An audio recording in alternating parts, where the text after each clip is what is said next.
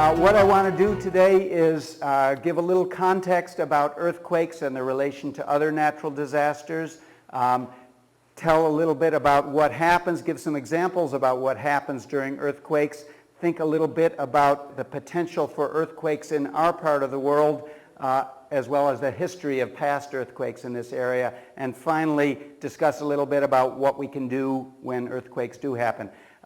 I'd like this to be totally informal. If you want to ask some questions as we go along about some of the images I put up here, that would be fine. If you want to wait till the end, we'll handle them then. Okay, so of course everybody knows something about earthquakes. A lot of it comes from quick TV images. A lot of it comes from kind of Hollywood images. And what I want to do a little bit is separate some of the facts and observations about earthquakes from some of the fantasy stories about earthquakes. So first I want to start with kind of a broad picture about earthquakes. It is one of a variety of phenomena in the world that we live in that constitute natural disasters. And there are a variety of disasters in the news almost every day. In fact, there's a really devastating series of natural disasters that are going on in Central Asia right now associated with climate processes. Here's a kind of working definition of a natural disaster: a sudden onset natural phenomenon that produces devastating human impact. One important word there is natural phenomenon. What do you think that would exclude? Yeah, things like an atomic bomb. This is the anniversary of the bombing of Nagasaki. That would not be considered a natural phenomenon. A sudden onset, what would those words be used for? Why would we specify sudden onset? Well, something related to prediction, but something about the way that the phenomenon begins. So something like climate change or desertification in southern Africa might be have devastating human impacts, but they're not a natural disaster in the form of something that comes on very suddenly. All of these natural disasters are somehow associated with this dynamic planet that we live on. From the point of view of a geologist, that's what makes studying our planet exciting. Things like earthquakes, volcanic eruptions, floods, landslides, hurricanes are all associated with this remarkable planet that we live on, whose shape and form is constantly changing. It's, on one hand, what gives birth to life on our planet and allows us the sustenance to survive, but it also is associated with some pretty devastating human impacts. Of course, we've been reminded very strikingly this year of the potential impact of a natural disaster in a densely populated area by the Haiti earthquake that occurred just a few months ago. It will be probably generations before the full impact of that is dealt with. This is just some statistics to give you an idea of the potential impact of these natural disasters. In the 20th century, these are the top 10 with mind-boggling numbers in the tens to hundreds of thousands of casualties. These are lives lost in natural disasters. What's even more striking is the statistics of the events that have happened in the 5 years since then, and the 10 years since then, in the first decade of the 21st century. So first an earthquake in India that claimed 30,000 lives, then the devastating tsunami in Indonesia that claimed almost 300,000 lives, the earthquake in northern Pakistan and India that cost nearly 90,000 lives, another one in Sichuan, China, 70,000 lives, and then just this year, the earthquake in Haiti, over 200,000 lives lost. So already in the first decade of the 21st century, we've displaced half of the top 10 natural disasters. Here's a little set of statistics I often share with my students in an introductory class. These are the numbers of deaths listed in this column for natural disasters starting in the 1960s and going through the 1990s. The far column is the economic impacts. What pattern do you see when you look at those numbers? They're getting worse. So one of the common questions people ask is, are these natural disasters like earthquakes becoming more common, or is it something else? Well, one thing that we learned in the case of the Haiti earthquake, for example, is When an earthquake occurs in a densely populated area without proper construction of the human infrastructure, then it can produce devastating impact. And so a lot of these increases in deaths, casualties, economic impact is associated with concentration of humans in what amount to more and more dangerous areas. So I want to explore a little bit of the history of earthquakes in our country and their potential impacts. Anybody know where this picture comes from? San Francisco. That is San Francisco. We just, in our field, we just celebrated, as seismologists do, the anniversary of great natural disasters. This was 1906, kind of the dawn of our science of seismology, a little over 100 years ago now. This image is quite striking to me. It gives a sense of the power of earthquakes, perhaps more than almost any other natural disaster, to produce very widespread damage over a very large area with virtually no prediction possible. Well, in fact, in our part of the world, we've also had our share of earthquake disasters. I don't know if any of you know, this is kind of a famous woodcut from an early historical disaster in our area. Anybody know where this comes from? Yes, good. So this is the famous town of New Madrid. I understand the proper pronunciation. New Madrid, Missouri, down in the boot heel of Missouri. And here is quite a remarkable quote, which you probably can't read very well from where you are. This is from the first of three very large earthquakes that struck in the winter of 1811 and 1812. On the 16th of December, 1811, about 2 o'clock in the morning, we were visited by the violent shock of an earthquake, accompanied by a very awful noise resembling loud but distant thunder, but more hoarse and vibrating, which was followed in a few minutes by the complete saturation of the atmosphere with sulfurous vapor, causing total darkness. The screams of the frightened inhabitants running to and fro, not knowing where to go or what to do, the cries of the fowls and beasts of every species, the cracking of trees falling, and the roaring of the Mississippi, which actually changed its course for several minutes, reportedly flowing in the opposite direction. This is a very vivid description, almost a biblical style catastrophe. There were only a few residents of this part of the country in 1811 and 1812. Indiana still a territory. So the impact of a recurrence of an earthquake like this in 2011, 2012, we're about to come across another anniversary in a couple years, would be absolutely devastating to big cities like St. Louis and Memphis, Tennessee, and Evansville, Indiana, that lie in the path of this earthquake.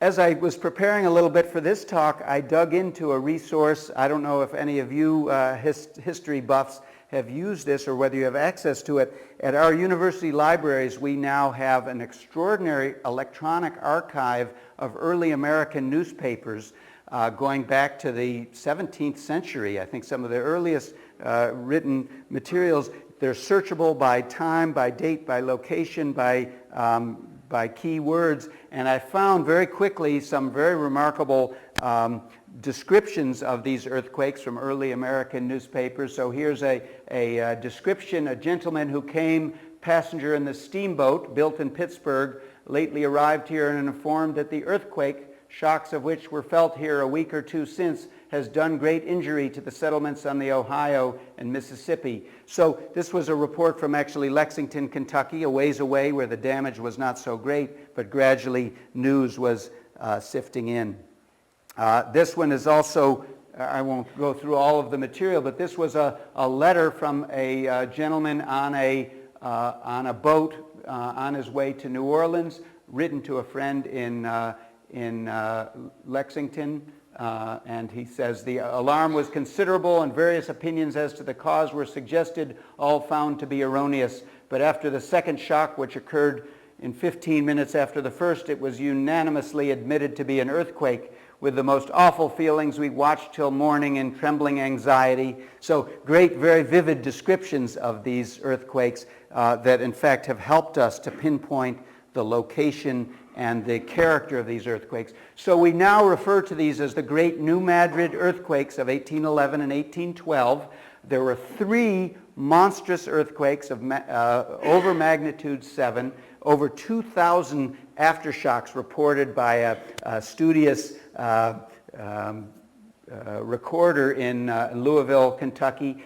Tremendous impacts of liquefaction and landslides, changes in the course of the Mississippi River. In fact, this is one of the impacts of this earthquake. It actually dammed up one of the tributaries of the Mississippi, forming a lake called Reelfoot Lake. It's now a popular fishing ground in western Tennessee. Here's a picture of it. You can see these drowned trees are partly a result of these changes in the landscape associated with this earthquake. Again, a change in the course of the Mississippi, kind of a scientific curiosity. What do you think would happen now if the Mississippi changed course, say in Memphis, Tennessee, or St. Louis, Missouri? Tremendous potential impact. So to some sense, these earthquakes are kind of an aberration in a place that's geologically seems to be very quiet, no big mountains. It doesn't look like the Himalayas or the Andes. We've had these very large earthquakes. So one of the first questions is, was that just a one-shot deal, or could it happen again? Could it happen in other areas? Well, here's one piece of historical information that helps answer that. This is from a newspaper article in 1895, November 1st. This is about an earthquake, probably the worst earthquake since this sequence, in 1895 near Charleston, Missouri, strongly felt throughout Indiana, Illinois, Kentucky, and Missouri, and it has a description of the impacts to our state here. So one of the things that seismologists do, working together with historians, is to try to reconstruct what happened during these earthquakes and what the significance is for future earthquakes. Okay, so of course those again are just that's older history, but as some of you know, we also have had some recent earthquakes in this area. This is a newspaper article from a little over 2 years ago. How many of you remember the great Indiana earthquake of April 2008? Anybody have any exciting stories? Anybody shaken out of bed or? Huh? Well, it depends on what kind. It was in the middle of the night for me. Were you a morning person? Were you? Yes, I remember exactly what I was doing. I was in the bathroom. It turns out that that's one of the best places to feel an earthquake. You have all of your sensors are closely connected to the earth, in fact, this one was very widely felt around the region. This is a photograph of our seismograph. It's kind of a little washed out here. This was a very exciting event on our instruments, very intensively recorded by our seismographic instruments, using instrumental recordings of earthquakes, which really only began about 100 years ago. We now can very precisely pinpoint the locations of these earthquakes. I called it the Great Indiana Earthquake of 2008. It's really the Illinois earthquake. It was located just across the border in just a little bit southwest of Vincennes. And the magnitude of this earthquake, 5.2, made it the largest earthquake in the last 40 years or so, since one in the 1960s. Was anybody around here in 1968? Did anybody feel that earthquake?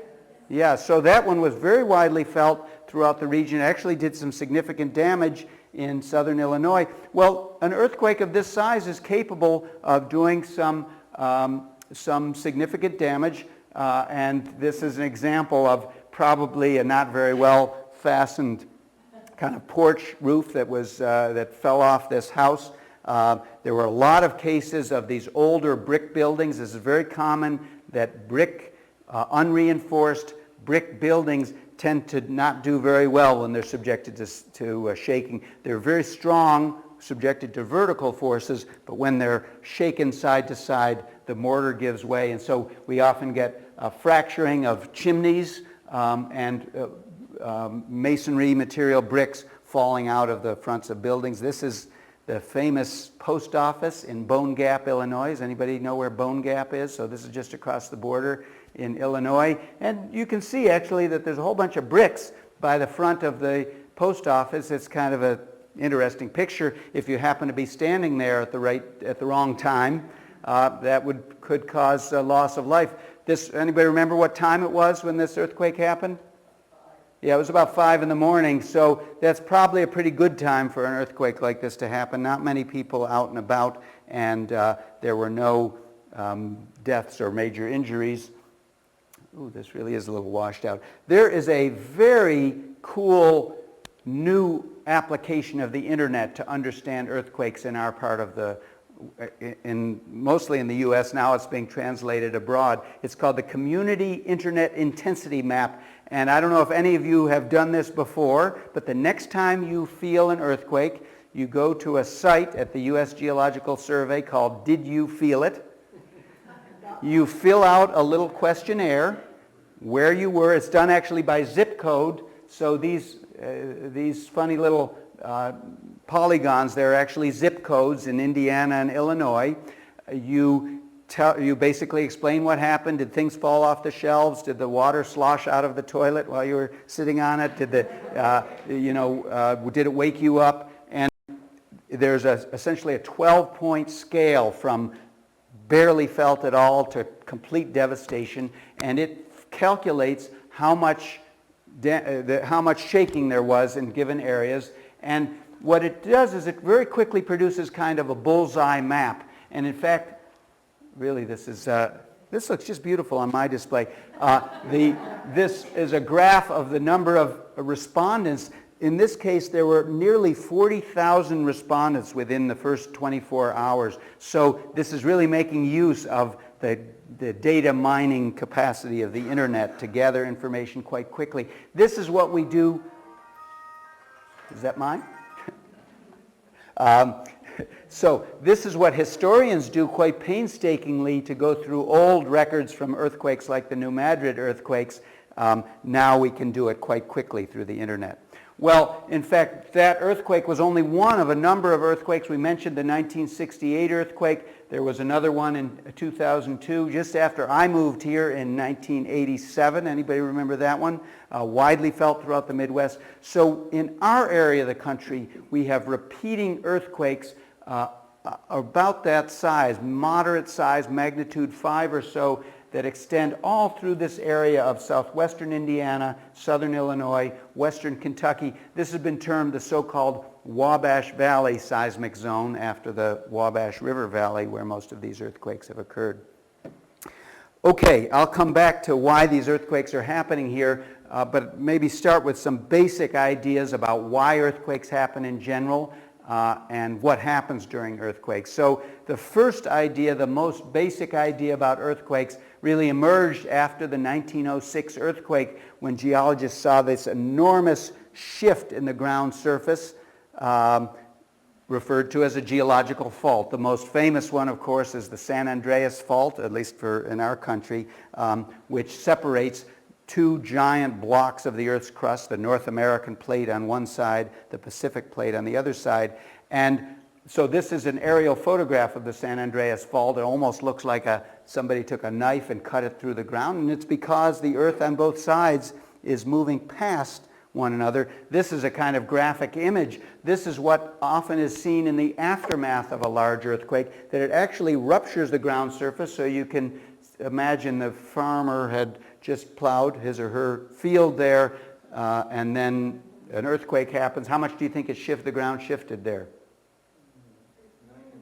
Yeah, maybe just a few inches. You'd have to know how far apart those furrows are, but so that gives a very precise estimate of the motion that took place during the earthquake. This is a very famous photograph for geologists. This is from the 1906 earthquake. This is a fence that was crossing the San Andreas Fault. It was shifted, in this case, by about 10 feet. In the 1906 earthquake, these shifts that occurred anywhere from a few feet up to about 20 feet of offset went all the way from central California almost up to the Oregon border. So something like 300 miles, the ground shifted side to side by as much as 20 feet. So there's a tremendous amount of energy that's released when these ground shifts take place. Sometimes they're horizontal, like in the case of those two. Sometimes they're vertical. So this is a photograph from Australia where one side was actually lifted up, creating kind of a terrace in the ground surface that you can see in the shadow of the sunlight there. Okay, so those are kind of interesting, peculiar phenomena, unless that fault scarp happens to go right through your school. I actually met somebody, a teacher in Bloomington, who grew up in Anchorage, Alaska. This is from the 1964 Anchorage earthquake, and this was her elementary school, which to her delight was closed for about a half a year after the earthquake. Fortunately, that earthquake was on Good Friday. Schools were closed, and you can imagine if this was a school day, there would be a lot of casualties.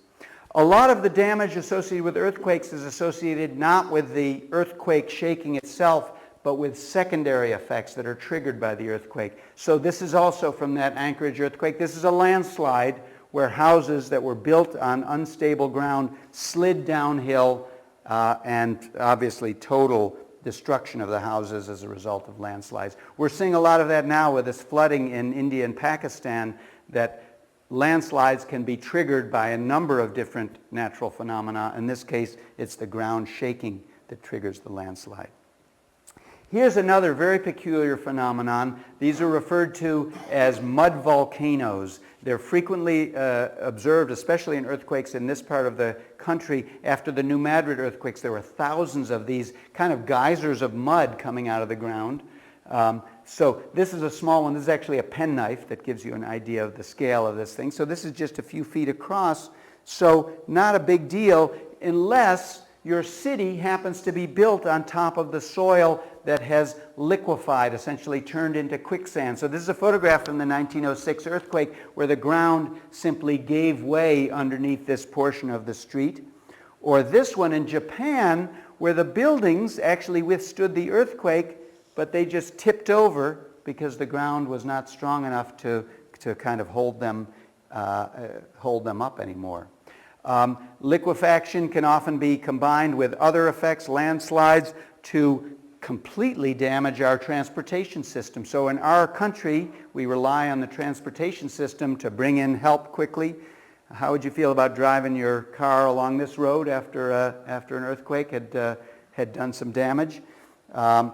This is another one that when I show this to school groups, the kids always get excited. They think about going over this on their skateboards, but maybe not so much fun to go over on an emergency response vehicle to try to bring in help. So this was referred to as a pop-up in the transportation world. Actually, could completely cripple access from a highway into a damaged area. Again, you can imagine trying to get across this railroad track, but you probably would get about halfway and run out of steam. A lot of the critical infrastructure is very much at risk due to earthquakes. So this is a bridge in Japan. Again, the main elements of the bridge held up, but any structure is only as strong as its weakest elements. So often it's the joints between segments of a structure that will give way. Some of you may remember in the San Francisco earthquake of 1989, the Bay Bridge, a section of it kind of partly collapsed due to the same reasons. Actually, this is another photograph from that earthquake. Does everybody remember this? So this was the World Series earthquake. Most of the casualties, there were about 65 people died in that earthquake, and most of them were the result of the collapse of the Cyprus Expressway. So this was a known kind of structural weakness that the engineers had on their list of things to update, but of course it costs a lot of money to replace a big bridge like this. They hadn't gotten to it, and this was the result, that the columns holding up this bridge simply gave way. This one is a very tragic photograph to me. This is from an earthquake in Algeria in the early 1980s. This is one of something like 100 schools that collapsed during the earthquake. And it's why apparently the day of, again, they were lucky, the day of this earthquake, a lot of schools were out, so there were many less casualties than there might have been. In our country, we have seismic construction standards, and often there's a higher standard set for important buildings like schools, police buildings, fire departments, hospitals, historical societies, and other infrastructure that we couldn't live without. Some of the damage associated with earthquakes is not associated with collapse of a whole structure. We often have these images of whole buildings collapsing, but it might be just a section of a building, a cornice, or some brickwork that gives way. I always tell the students to look and see if there are any legs sticking out of the car. I think fortunately this was a parked car. This is from the LA earthquake in 1994. Parked the car in the wrong place and it wasn't there when they got back. This, of course, is the most, now we recognize as one of the most devastating secondary effects of earthquakes. Anybody know what this is? Okay, so here's a conundrum I often present to students. This is from an earthquake in 1946 in the Aleutian Islands in Alaska. What do you notice that's peculiar about this photograph? Palm trees. Yeah, so what, were there palm trees growing in the Aleutian Islands in 1946? No. Yeah, this is from Hilo, Hawaii. And now, of course, after the Indian Ocean disaster, we recognize that tsunamis have the potential to spread the impact to not just a local area, but to a global area. So you've probably all seen the photographs of the impacts of this earthquake in a fairly remote area in Indonesia to vast areas of the Indian Ocean, and producing just very widespread devastation, particularly on the island of Sumatra where this photograph was taken. So this is an animation. Again, it's pretty washed out here, but you can see the time scale shown here is measured in minutes. So starting about an hour or so after the earthquake, it starts to hit Malaysia, areas of Sumatra. A couple hours later hits Sri Lanka, India. It wasn't until 7 or 8 hours later that it hit the east coast of Africa and killed people there. So this offers a totally different aspect of hazard mitigation, of defense against these hazards, and that is, once an earthquake occurs, we can often forecast these secondary effects like tsunamis if we have the system set up with enough time to warn people in advance and get them out of harm's way. Okay, so a few words about how we study earthquakes, what the tools that a seismologist uses to study earthquakes, and what we've learned from those observations. If you can see this, this is a cartoon diagram of a seismograph. It's an instrument that basically has been around for 100 years, and it relies on the concept that if you hold up a spring with a weight on it, it stands in the same place by inertia, right? But if the ground starts moving, what happens to that weight? Well, it starts moving with respect to the frame that it's attached to. So in a variety of ways, this cartoon shows a spring attached to a pen. That's not really the way we do it. It's now an electromagnetic system, and more recently a computer recorded system that takes the tiny, minute movements of the Earth, translates them into a motion of a pendulum. This is the inner workings of a seismograph at the IU seismograph station. Translates that into an electrical signal that we can record. It's one of the great miracles of seismology that when an earthquake happens on the other side of the world, the seismic waves travel through the Earth's interior, and we can record here at our station in Bloomington the minute seismic waves from an earthquake in Chile or Kamchatka or New Guinea halfway around the world. And one of the great joys of seismology is learning to take apart this kind of peculiar trace of an earthquake and learn not only about the earthquake that caused it, but about everything that it passed through. So the great discoveries of the Earth's interior mostly come from the behavior of these seismic waves as they interact with the Earth's interior. So Now, since the dawn of seismology, there's been a tremendous growth of seismograph stations around the world. Now there are probably several thousand of these seismograph instruments all around the globe. This is a photograph from the U.S. Geological Survey headquarters in Colorado, where they locate earthquakes from around the world. I think I'm going to, I'll say a quick word about this. Basically, one of the fortunate aspects of earthquakes, and the interesting one for seismologists, is that the number of earthquakes, which is shown by this kind of pyramid, is inversely proportional with the size.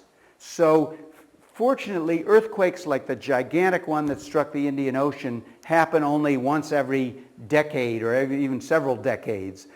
Medium-sized ones like the magnitude 7 earthquake that struck Haiti, did so much devastation, happen about 20 times a year. So those are not infrequent events. We hear about them in the news when they strike the wrong area. If we go down to, say, magnitude 5, the size of the one that we felt a couple years ago, those happen about 2,000 times a year somewhere in the world. And if we go down to smaller magnitudes, say magnitude 2, there may be several million happening. So if somebody asks you, as now you are all amateur seismologists, did an earthquake happen today? Absolutely. Lots of them happened in lots of different places around. One of the great revolutions in our understanding about earthquakes came in the 1960s and early 70s when we recognized that these earthquakes have very peculiar patterns. How would you describe that pattern of earthquakes, the little green dots around the globe? Random? Is it like buckshot? Yes. Izzy, do you want to explain why those earthquakes are in those peculiar little belts?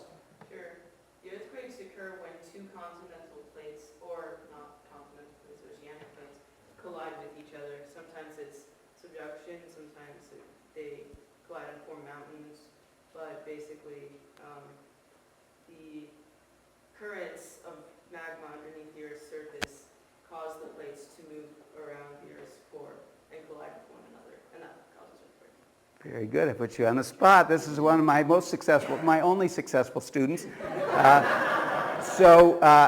This is kind of the surface manifestation of this magnificent process called plate tectonics, the idea that the Earth's surface is broken up into this jigsaw puzzle of plates, these giant slabs of the Earth's crust and outer mantle that are sliding relative to one another. They're pulling apart, pushing together, sliding past one another.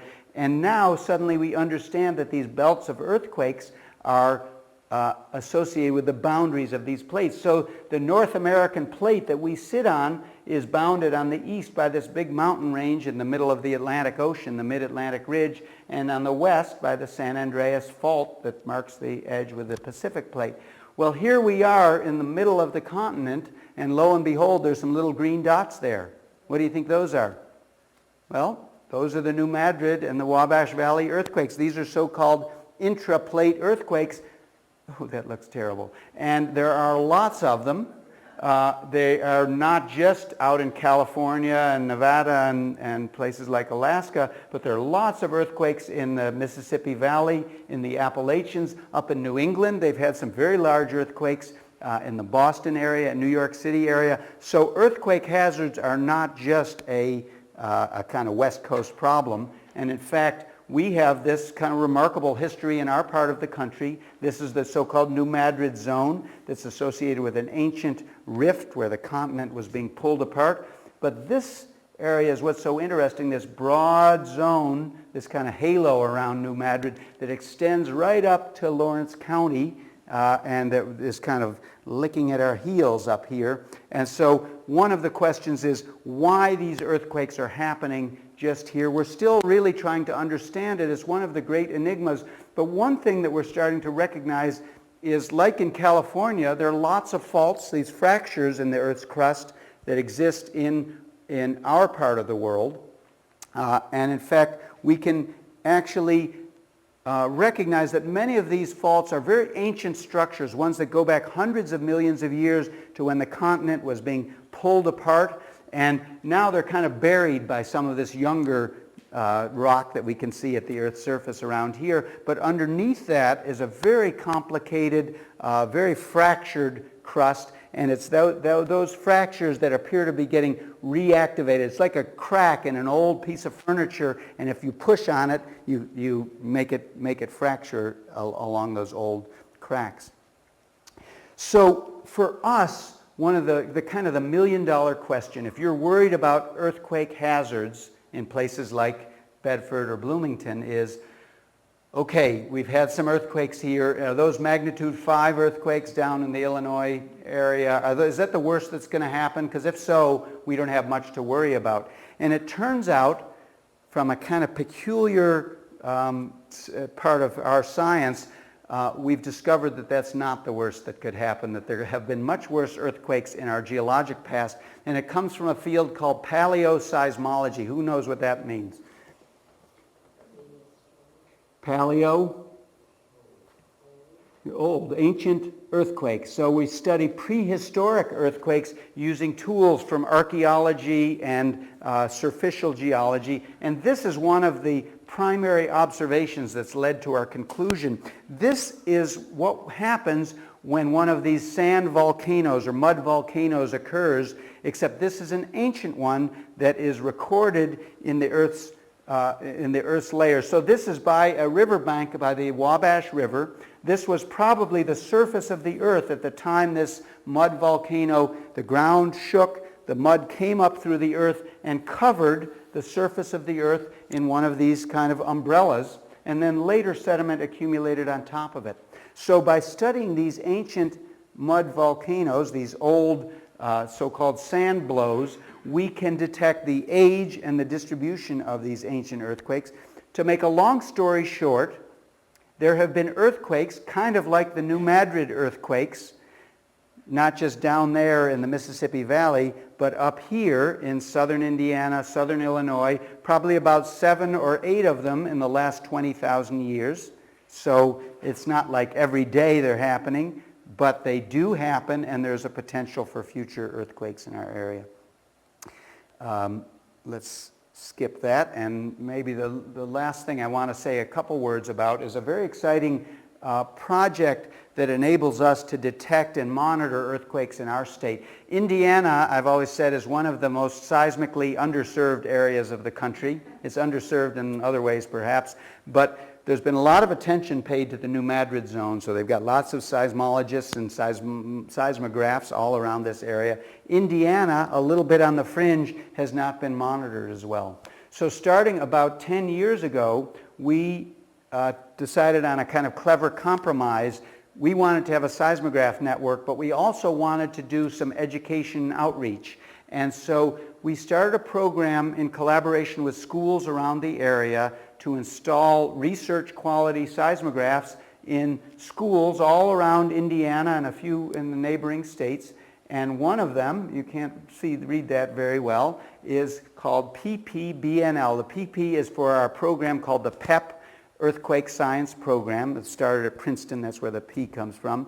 And one of our stations is Bedford North Lawrence. So maybe some of you know Lowell Bailey. There are probably some relatives, I would guess, if I know the name, as a pretty common one down here. So now at about 20 schools around the state, we have these seismograph stations that are recording earthquakes. This is an example of an earthquake that happened about 6 or 7 years ago. Each of these traces is one of our seismograph stations around the region. So we get these very high precision recordings of earthquakes in and around Indiana.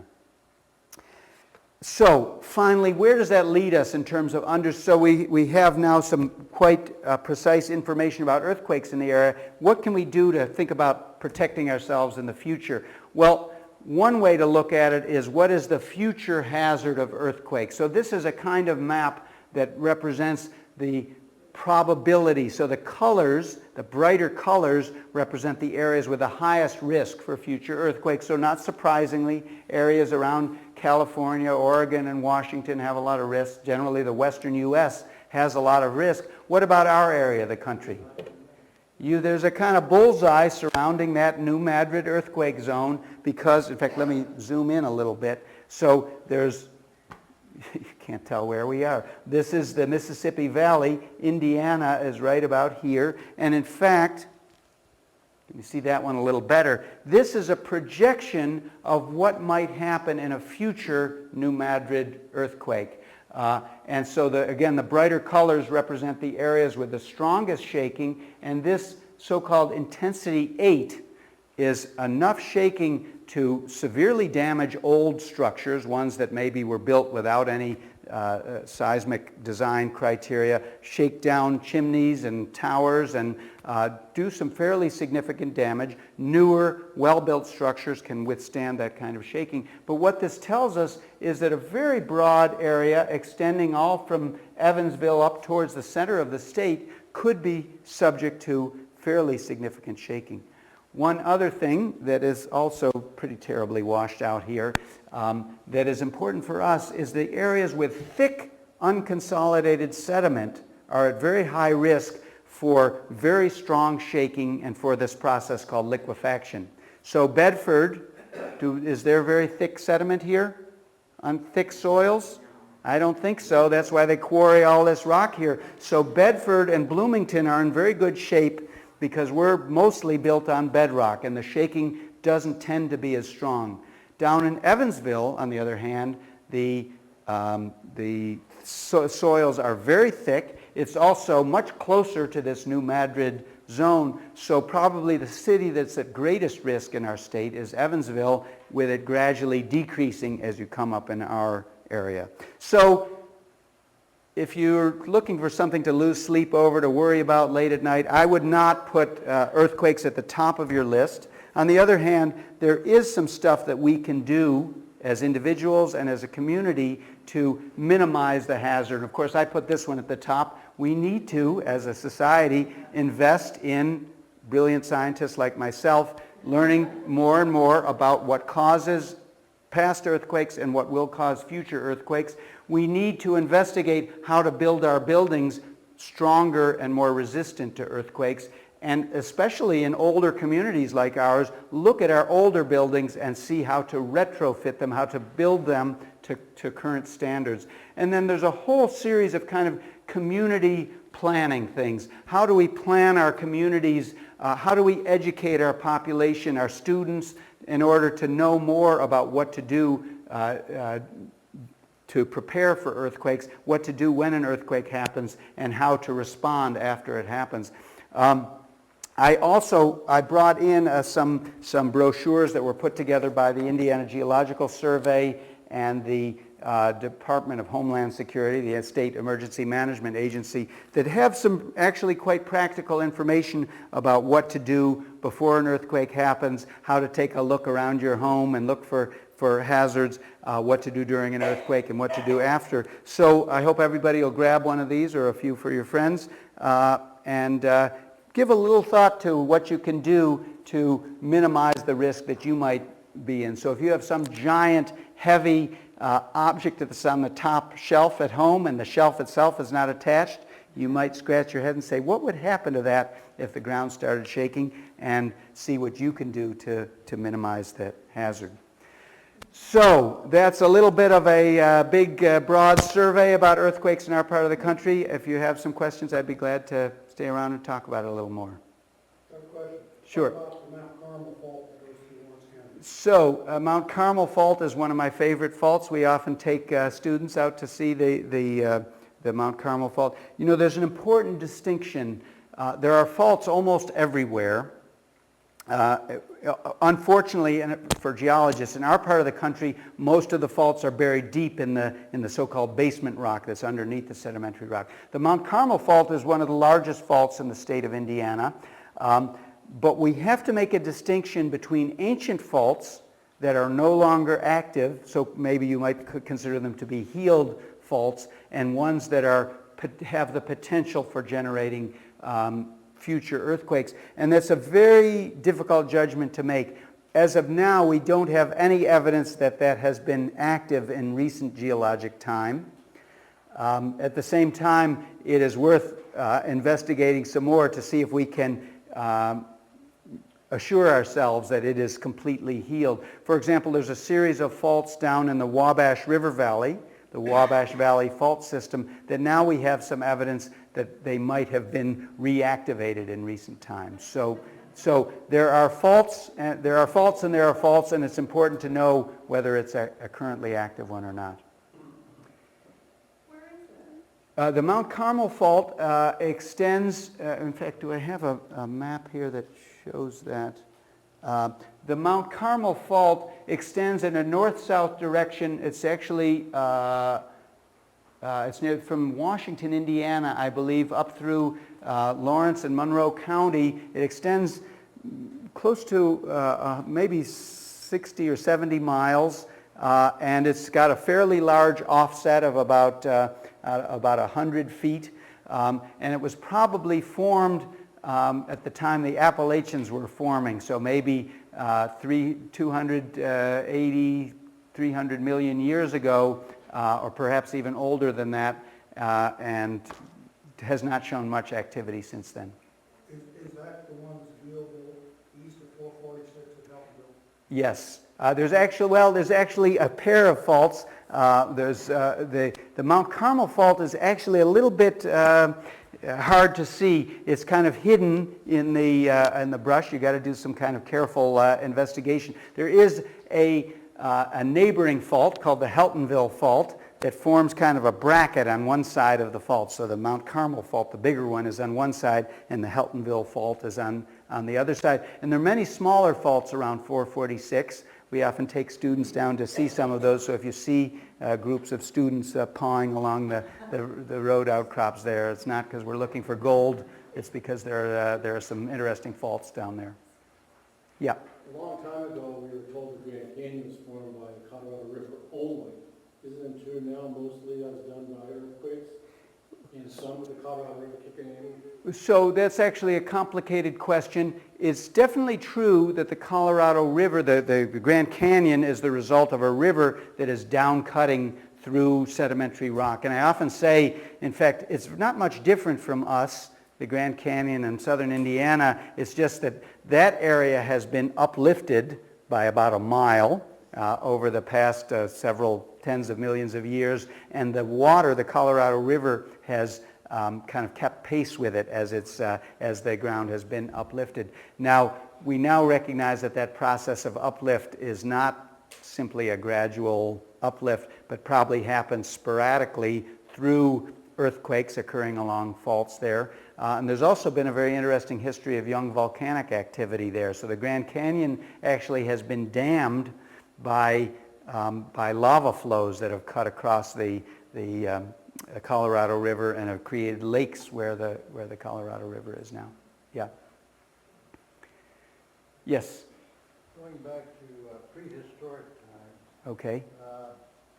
do you have any way of estimating how Earth might have been from the Great Rift Valley in Africa and its So the Great Rift Valley, some of you may know, the eastern part of Africa is this giant valley thought to be the birth of humanity. It's certainly a very marked physiographic area. So there are high, dry plateaus, and suddenly this deep kind of chasm in the ground with very lush landscape inside the Rift Valley of Africa. And that's thought to be a current process where the African continent is pulling apart, the east side of Africa pulling to the east and the west side of Africa pulling to the west. And in fact, that's a very good analogy for what we think was happening in the New Madrid zone probably 500 million years ago, that the North American continent was being pulled apart, a deep rift formed, a deep valley like that,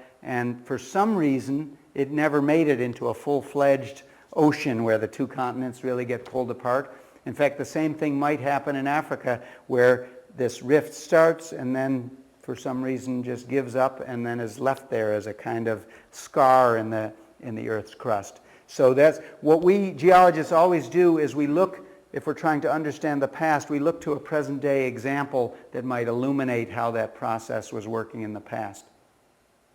Was that the one picture on plate tectonics? There was a line through East Africa? Yes, so the East Africa is actually divided, or Africa is not really a whole, the continent is actually divided into two plates. the Nubian plate, the main part of Africa on the west, and the Somalian plate on the east. And that's why there's a whole belt of earthquakes that extends through Africa, the current volcanic activity. And there's actually a very exciting phenomenon going on. Again, we're just trying to bend our minds around this, that this rifting of the continent doesn't happen kind of by smooth pulling apart, but there may be periods where it's quiescent for decades, and then suddenly a big series of jumps happen, and in the past couple years, a giant opening of this rift in Ethiopia has happened, and people have been able to watch it to kind of monitor this rifting as it's taking place.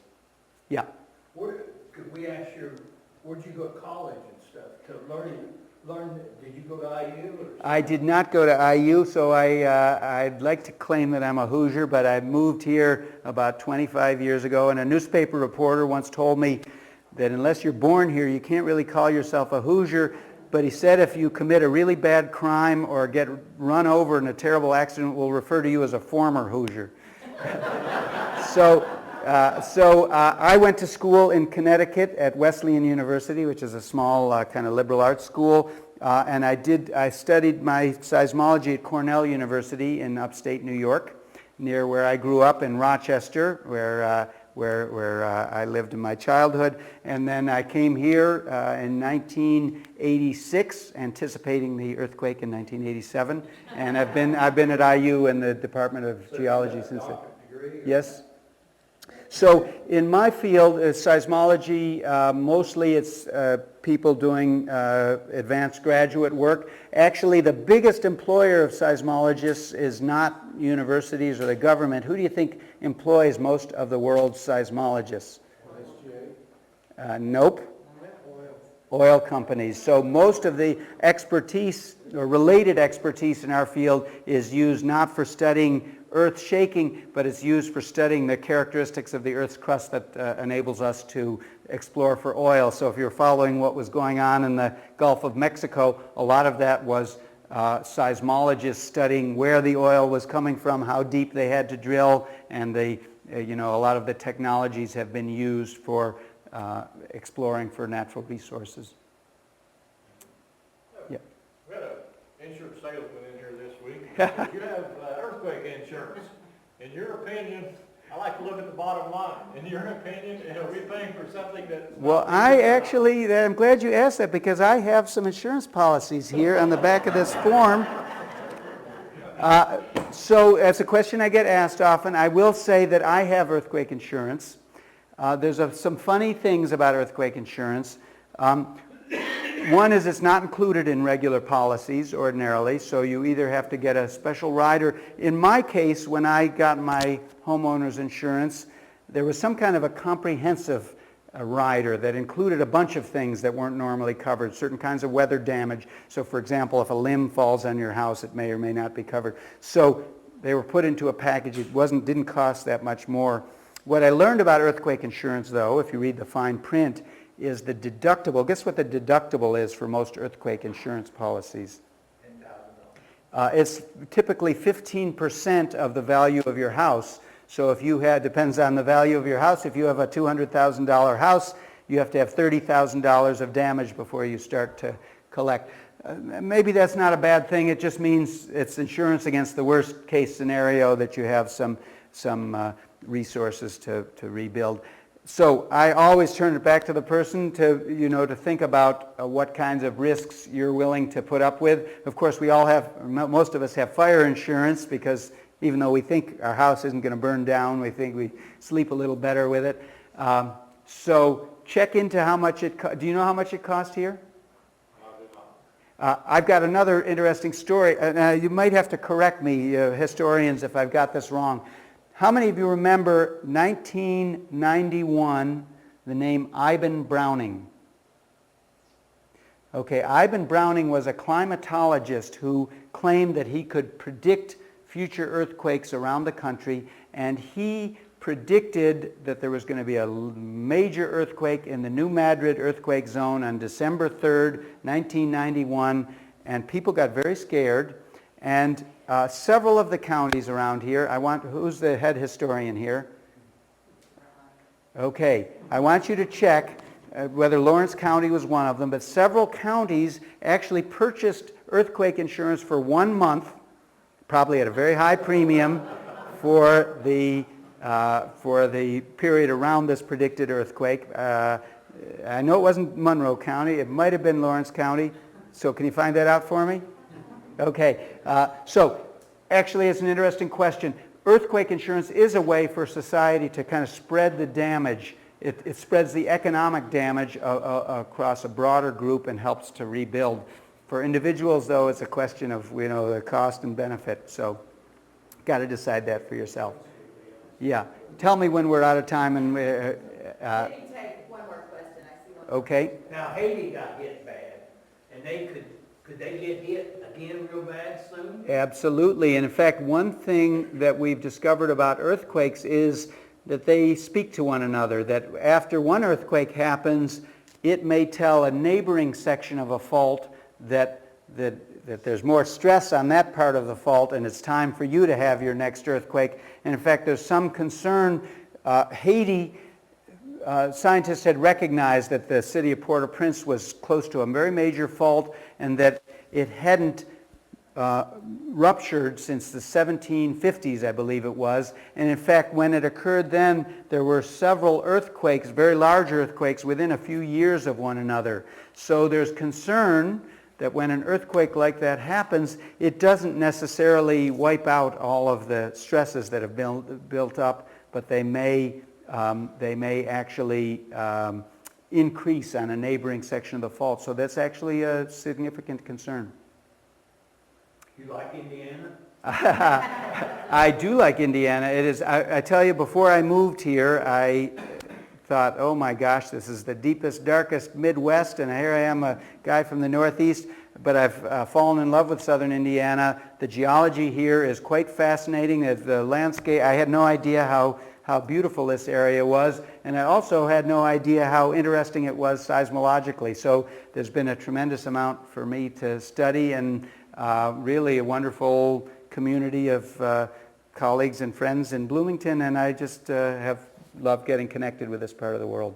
How much does planetary pull have to do with predicting the seismological events? Not too much. So this was the basis of Mr. Browning's prediction. He claimed, actually not so much planetary, but lunar tides were going to trigger earthquakes. Of course, lunar tides happen all the time. There are a few special cases where earthquakes might be triggered by tides, but probably not very frequently. And most of the very large earthquakes, there's really not any correlation with that. So it's a very good question, but the answer seems to be no. Okay, that was 3 questions. Yeah, yes. Since I said one more question.